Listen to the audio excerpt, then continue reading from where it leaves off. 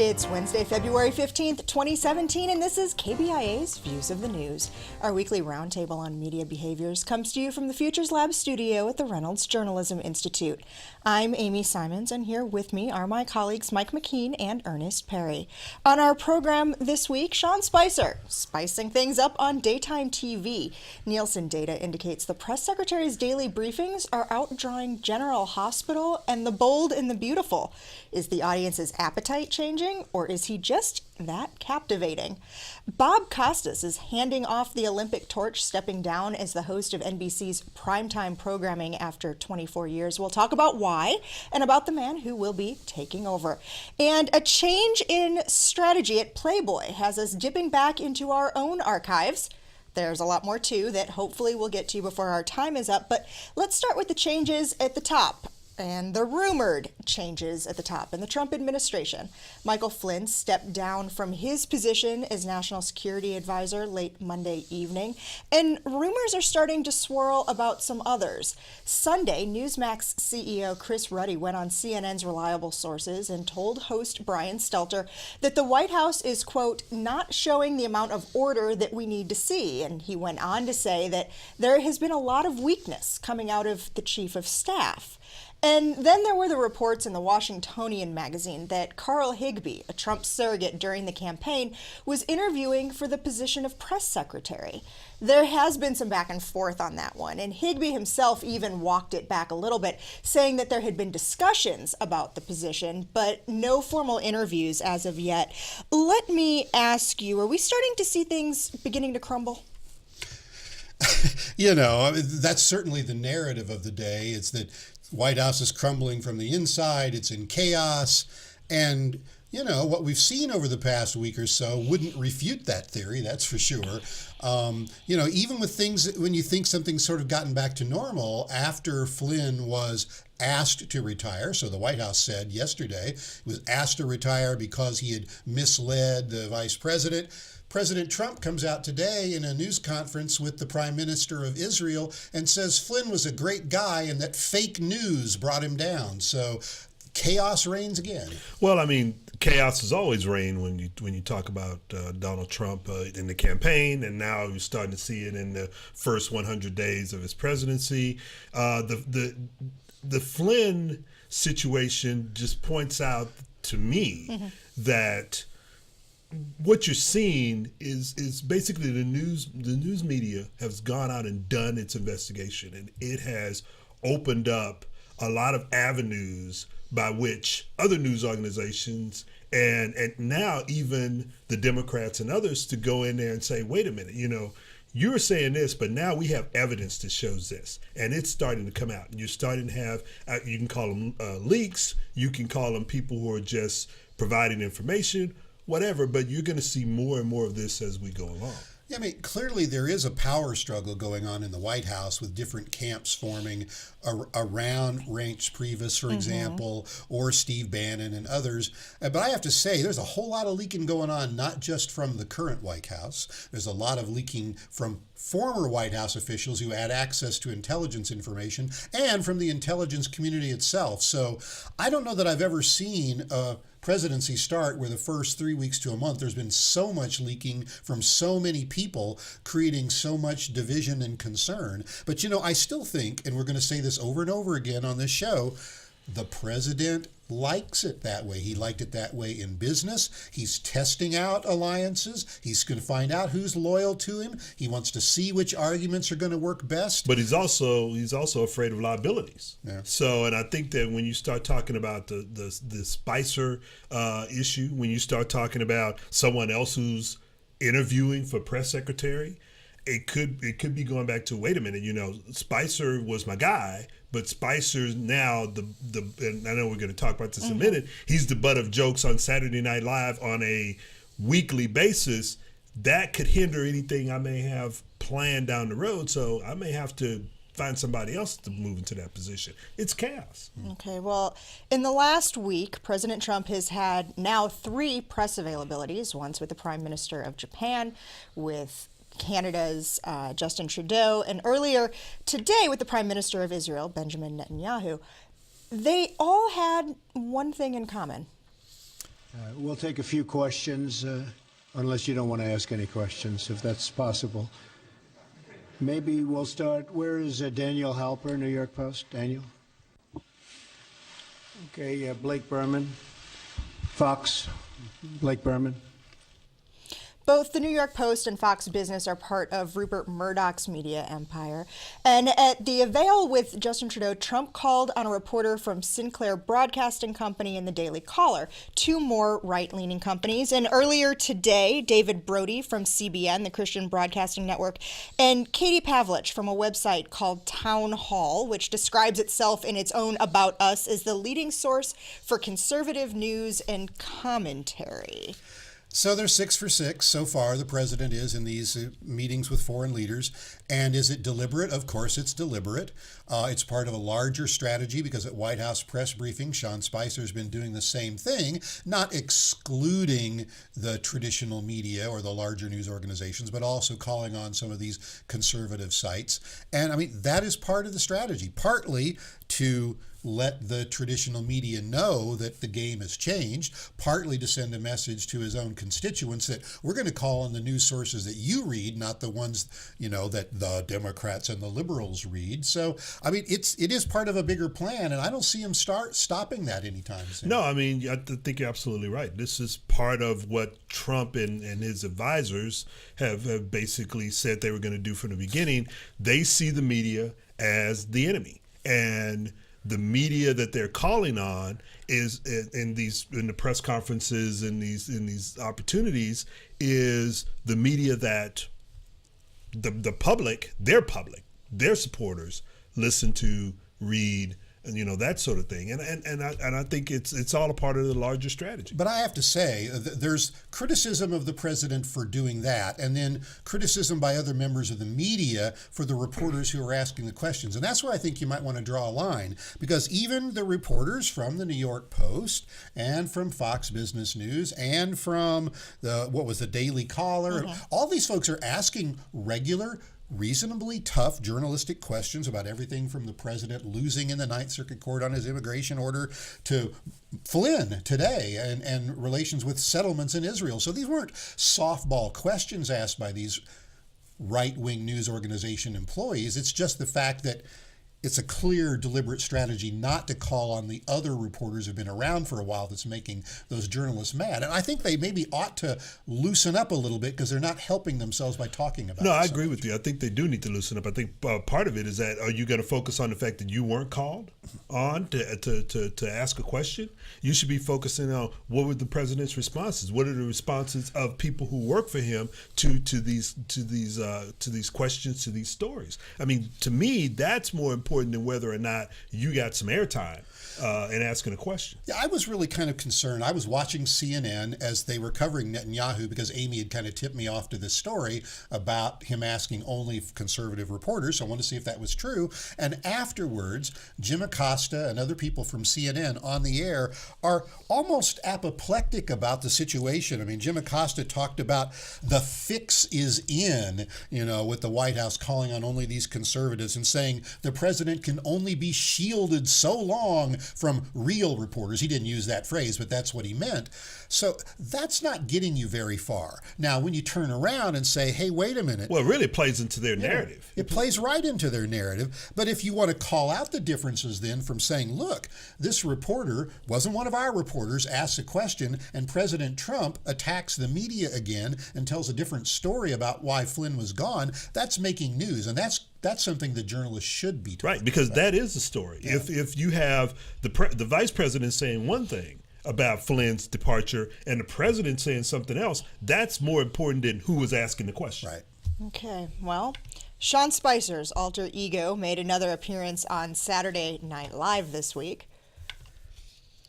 First of all, I'd just like to announce that I'm calm now. And I will remain calm as long as you sons of... I'm not going to do that, because that's the old Spicy. And this is the new spicy. And I have been... So it was one of the highest rated episodes of Saturday Night Live in the last 5 years. But it's not only on late night that people are turning in to see Spicy Durger Spicer. Nielsen numbers show that Spicer's briefings, carried live by the major cable news networks, are drawing an average of 4.3 million viewers a day. And that Fox News, MSNBC, and CNN tends to see a 10% growth in viewership when Spicer comes on to discuss the latest Trump news. Now, I don't know if this is a sign of the changing times or what, but he's outdrawing General Hospital and The Bold and the Beautiful, the ABC and CBS soap operas that run at the same time. Yeah, I'm just wondering if people are watching the real Spicer to get a sense as to, okay, how good Melissa McCarthy pulling this thing off, and it's working, because I mean, not only is the real Spicer's numbers going up, but Saturday Night Live's numbers are going up, and I think that people are doing this comparison thing, and it is just it is hilarious. It is the funniest thing that I've seen on Saturday Night Live in a long time. And, you know, I guess it's a net positive. If 4 million people on average are watching a daytime press briefing from the White House press secretary, no matter what it is he's saying, that's good for democracy. Part of it may be the reaction to Melissa McCarthy. Part of it might be this sort of bulldog, persona that I think it's a persona, because most people say he was a Washington insider, a Republican Party operative, and all of a sudden he's coming off like this attack dog. Most people think maybe it's because the president is watching and grading every performance. But, for the time being, at least, it's good that people are tuning in to find out what's going on at the White House. Well, yeah, I mean, they're able to get some information. I mean, of course, it's the information that the president wants to have out there, but at least they're getting some information by watching this, and it's not filtered. And I think that's one of the criticisms that people have had about the news media, whether you're talking about liberal, conservative, or middle of the road, is that it's all being filtered. But if you're watching it every day, you're getting it straight from the horse's mouth. Yeah, you had a really interesting graphic from the New York Times that you put up on the Links blog, which shows the people who have and have not been called on by Sean Spicer so far. And it's kind of like what we were talking about with the president so far. I mean, a lot of conservative news organizations and NPR and CBS and NBC. But, what I find really interesting is the people who are not being called on, deliberately, I suppose, the Washington Post and CNN. Associated Press. So look what's happening. I don't say as a result, but look what's happening in parallel. They're not getting called on, and their journalists are doing some of the hardest hitting investigative stories that they've done in a little while. So, hey, maybe it's not cause and effect, but I like seeing it. Yep. Okay, well, I guess it doesn't bode well for the women who sit at home, not to generalize women or anything, but sit at home and watch their stories. They're giving up on their stories to go ahead and watch that instead. So I want to shift gears a little bit, and we're going to kind of take John Oliver's lead and not make everything about politics. We're going to talk about some things for the rest of today's program that really don't have anything to do with politics. The first is going to be a bit of a change at CBS. There was the ouster of Josh Elliott, who was anchoring Friday on CBSN, which is the network's cable news outlet, only available on the internet. And he signed off indicating on Friday that he was going to be moving into a new role at the network, basically announcing his own promotion on the air. And then Monday was fired and escorted from the building by security. It seemed a little bizarre. The details here are pretty mysterious, too. Yeah, I mean, it's, I don't know if he jumped the gun. Yeah. I mean, and it could be that. I mean, he jumped the gun, and making that announcement before CBS was ready for him to do that, it may have upset his bosses that he did that, and they said, you know what, I think you need to leave. But then again, if you go and look at Elliott's career, he didn't depart ABC in a very good fashion. He was a contract disputes. Exactly. He was on Good Morning America. He was one of the hosts and anchors of that program. Right. And when he left NBC, that wasn't amicable either. Mm-hmm. So, I mean, it's sort of a history. I mean, where do you go after this is one question. But the part that makes it kind of weird for me and making me wonder whether or not it was all about Elliott making a mistake, inside accounts say that his executive producer for his show on the internet channel told him to make the announcement, and it was on the teleprompter, meaning he didn't just go off script and say this stuff. It was scripted and approved by the people behind the scenes. So one has to wonder, is it just a communication issue inside CBS News that they were trying to paper over by firing him? Because he wasn't that big a personality. Apparently, the CBS insiders were saying they were going to promote him, but they weren't going to promote the fact that they had promoted him. So maybe it was just trying to paper over their own problems and making him a scapegoat. I don't know. I mean, I don't know either. What's interesting to me is that when you start looking at the CBS end, I'm real interested to see whether or not this is going to work for them, because they've tried the late night. They've tried to shift things around in terms of their news, and they just have not gotten any kind of traction whatsoever. Well, I don't know if you've spent any time on that site. The couple of times I've tried to watch it, it's almost been unwatchable, even with a really strong internet connection. If that's on the Wi-Fi here at the university, my home internet, it seems to freeze up on me all the time. The interface itself doesn't work very well. By the way, this story reminds me of something, because I always thought of Josh Elliott as a sports reporter. I mean, I know he's moved And that's into what he was news hired roles. to do at NBC. Yeah, but there was another sports journalist who was fired this week in a much more controversial fashion, I think, and that was the tennis reporter Doug Adler for ESPN. Yes. Down at I think it was the Australian Open, calling a match with Venus Williams, and people heard him say that she was using gorilla, like as in the African ape, in reference to a black woman playing tennis. He claimed to be talking to guerrilla as in like armed resistance tactics. And so there's some question of what he meant, but he certainly was fired because there was the perception that he was using a racially derogatory image to refer to a black athlete. Yeah, I mean, and I remember reading that story, and the first thing I thought about was, you had to have known better than to do. Why would you use that reference, especially in today's times? And I think ESPN did exactly what any other network would have done and said, okay, you've got to go. Refresh my memory. When that happened with the basketball player, the Asian basketball player, was that ESPN or was that another outlet? Do you remember what I'm talking about? Yeah, I remember what you're talking Lin. about. Right, Jeremy Lin and the I think it was racial slur in the armor. I think it was TNT. Okay. I think it was a TNT basketball. But the thing about this I'm not sure. I know when he says he was talking about guerrilla tactics, like in, what guerrilla tactics would you be talking and about? tennis. But according to him, and I haven't done enough research, he says that phrase is used in talking about tennis play all the time. So was it in fact a stupid mistake, or was it a misinterpretation? And I don't think we'll ever know. Tennis isn't exactly my sport, but I've been around the business long enough to know I've never heard that before. I don't know. He's had defenders, and so it's a really weird and interesting story. Okay, well, there was another announcement this week about a sports journalist that came off as a bit of a surprise. This exit, though, was, shall we say, a bit more orchestrated. So we're talking about memories, and yet you're here to make an announcement. Yeah, because you asked me to. I'm not forcing you. It wasn't like I just showed up and beat the doors down. but I'm going to be like the rest of the country, watching Mike Tirico, who will be an able successor in Korea for the Winter Olympics beginning a year from today. So you're giving up the Olympic gig? Yeah, I am. After one of the great runs in sports history. Can I just say that? Thank you. Seriously. I was really lucky. Literally, no one's ever done it better than you. Well, you have to mention Jim McKay. I know. There's 1 and 1A, and I think I'm 1A. So when I first heard this, I went straight to Google. I wanted to know, is Bob Costas sick?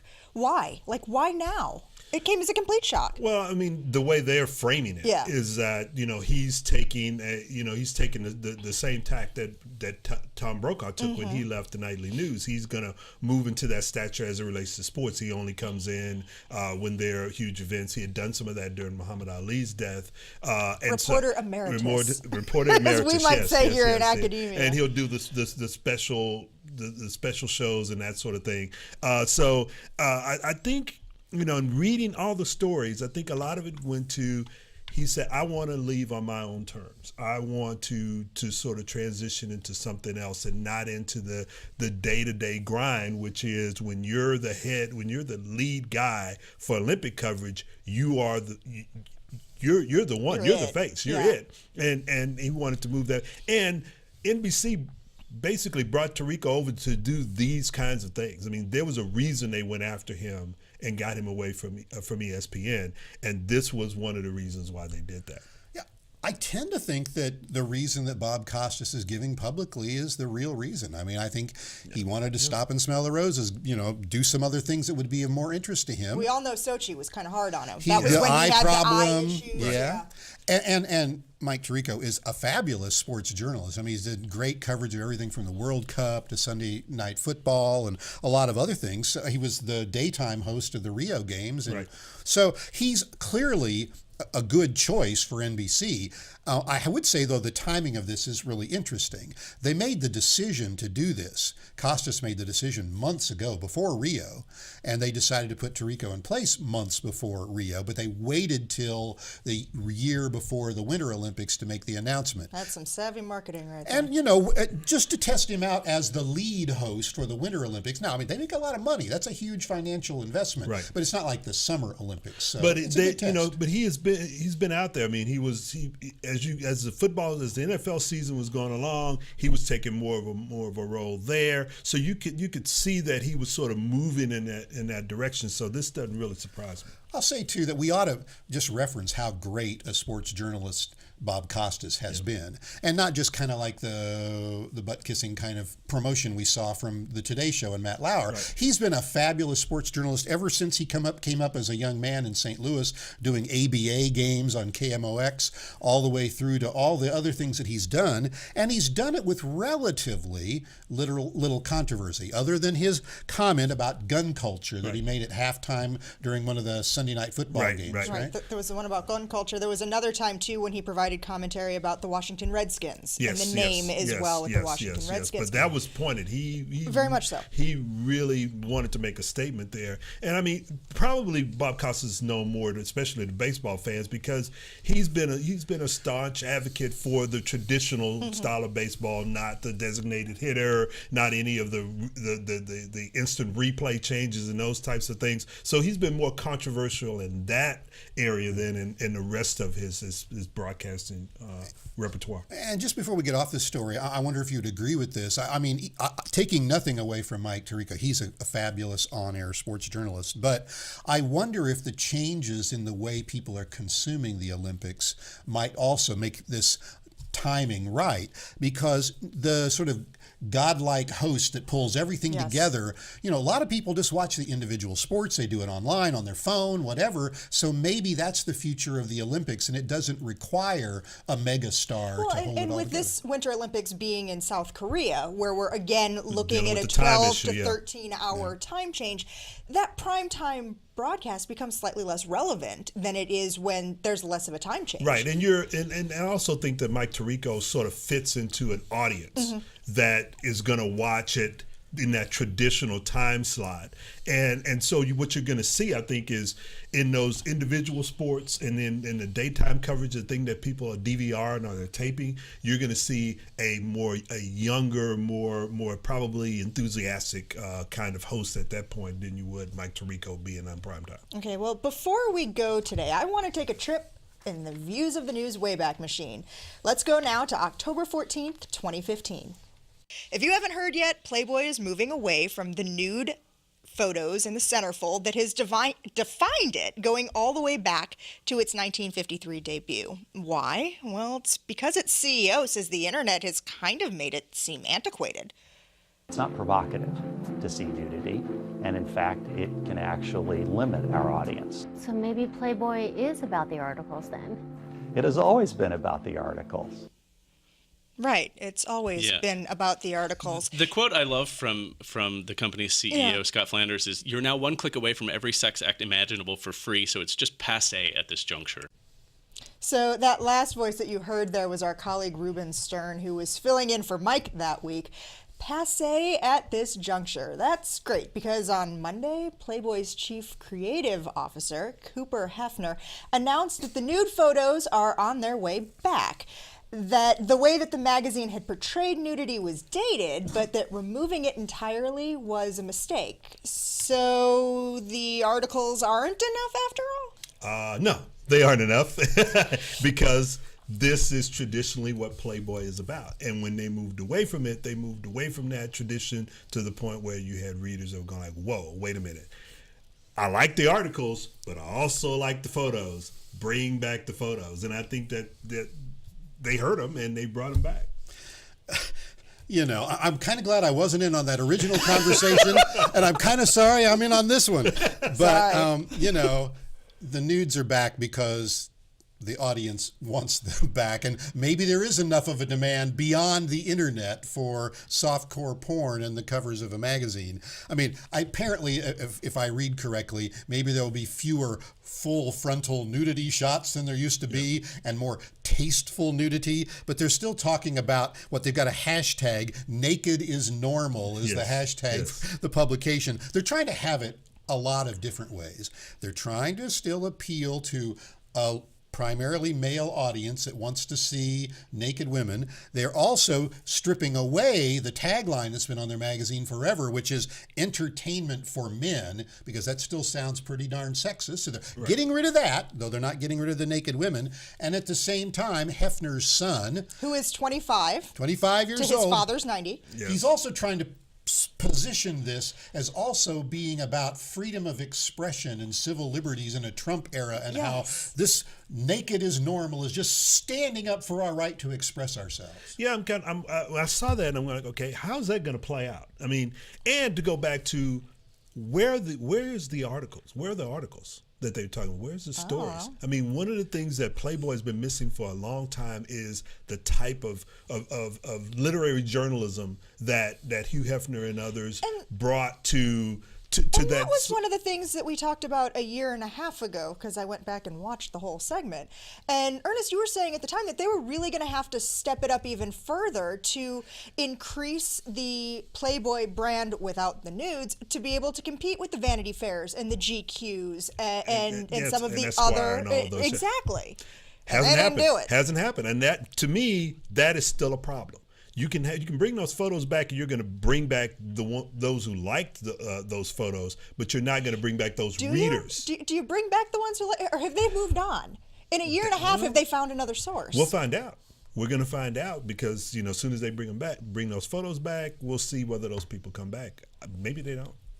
And they're bringing back the important interview, which used to be always with men. Yes. Scarlett Johansson in this episode, in this month's issue, just in case you were wondering who they were going to be interviewing, somebody who probably would have fit in the pages of the old Hef's magazine in a different way 20 years ago. Okay, well, we are pretty much out of time for this week. I'd like to thank you for spending the last half hour with us. You can read more about the topics we talked about today on our links blog. That's under the programs tab at KBIA.org. Like us on Facebook or follow us on Twitter. Our handle is @ViewsOnKBIA. These are all great ways to watch and listen to our program again, leave us comments, questions, see previews of what we'll be talking about next week, and more. Our thanks to RJI's Travis McMillan for directing today's show and to Kyle Felling for handling the audio. Tim Pilcher composed our original theme music, and Travis Meyer is our associate producer. I'm Amy Simons. Be sure to join us again next week when we're back with you for another edition of Views of the News.